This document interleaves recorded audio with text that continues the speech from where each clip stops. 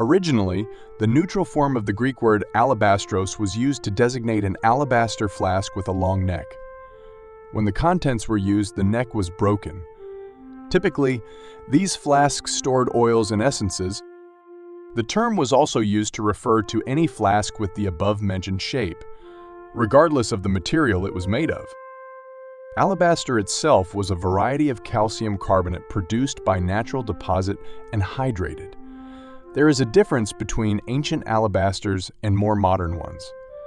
Modern alabaster is a type of gypsum, a softer stone. Ancient alabasters, called shayish, or sheish in Hebrew, were usually made of marble, composed of calcite. 1 Chronicles 29, 2, Esther 1, 6. In its pure form, alabaster is white and translucent. Alabaster was commonly found in limestone regions, in caves, and near springs. It was extensively used in sculpting statues and manufacturing various vessels such as vases, flasks, boxes, bottles, and containers. There were alabaster vessels manufactured in the region of Palestine with stones excavated from the Jordan Valley. Others were imported from Egypt, and these were more valuable.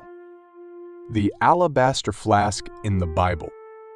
In the New Testament, there are passages that reference the use of the alabaster flask. The first is in the Gospel of Matthew when Jesus is anointed in Bethany. A woman came up to him with an alabaster flask of very expensive ointment, and she poured it on his head as he reclined at the table. Matthew 26, 7. Some argue that in John's narrative, it is mentioned that the woman anointed Jesus' feet with the ointment from the alabaster flask, while Matthew and Mark report that the liquid was poured on his head. However, it is possible that she poured so much balm on Jesus that it flowed even to his feet. John writes that there was a pound of pure nard inside the alabaster flask. John 12:3. This amount equaled around 450 grams of perfume, sufficient to cover Jesus.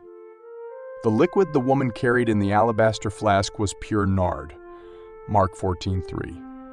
Nard was a rare perfume made from the roots of a plant native to the Himalayas. In biblical times, it was imported precisely in sealed alabaster flask. These small alabaster vessels were only opened on very special occasions. Judas estimated the value of the nard in that alabaster flask at 300 denarii. John 12:5. This equated to a year's salary for a worker at that time.